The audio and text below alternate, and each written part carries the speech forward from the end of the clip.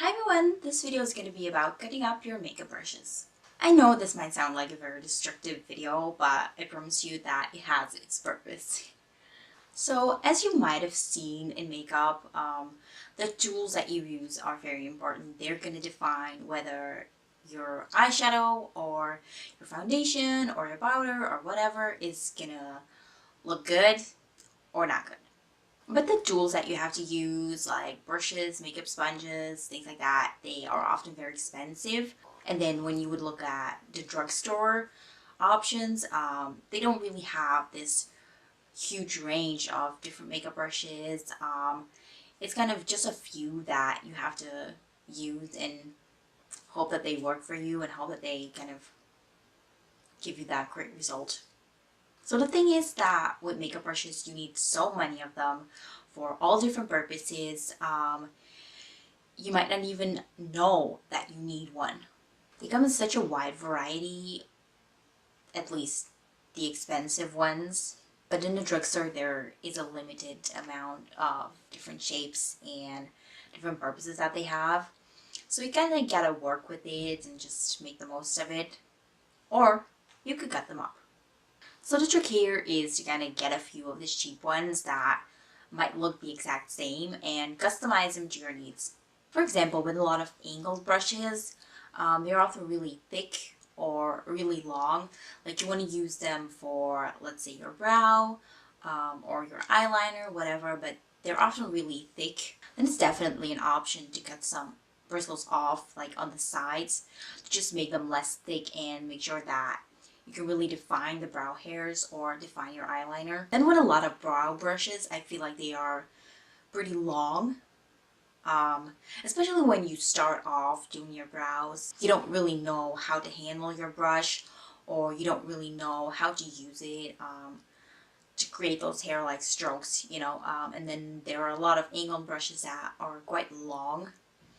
And then, you could definitely cut a little off at the end to just make sure that you don't draw any hair-like strokes outside your brows where you don't want them to be, you know.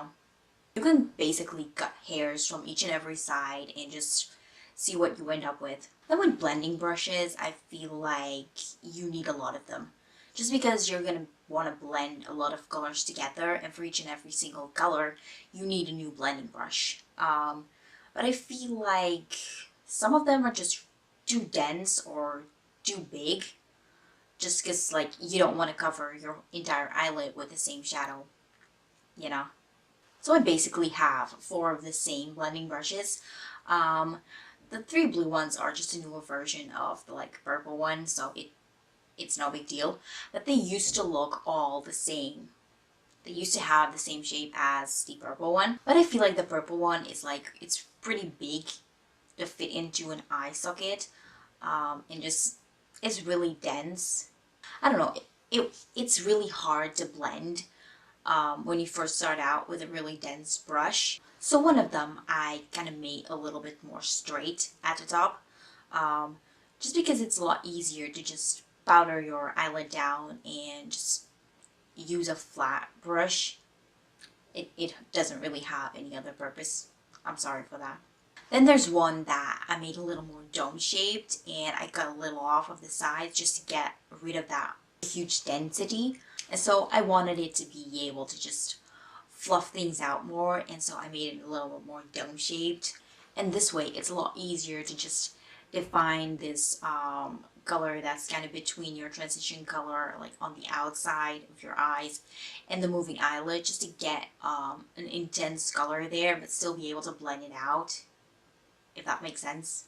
And then the last one of them, I got rid of so many bristles on the sides just to get rid of that density at all and just have something really fluffy there. I also made it kind of a little bit more dome shape, just it's kind of the same as the previous brush, but just a little bit less density, and just be able to fluff things out a lot more to just soften the look, blend colors together, So I feel like all 4 of these brushes had the same shape and had the same purpose before.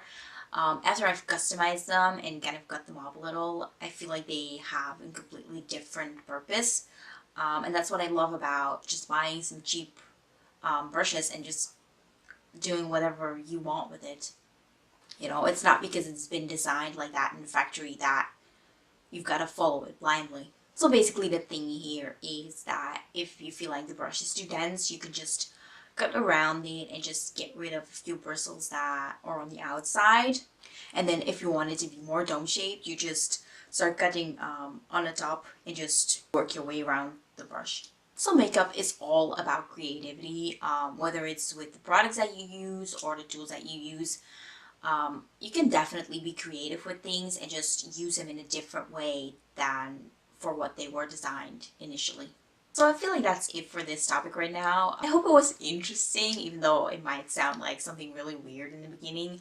But I promise you that it's so helpful. Thank you so much for watching, and I'll see you later. Bye!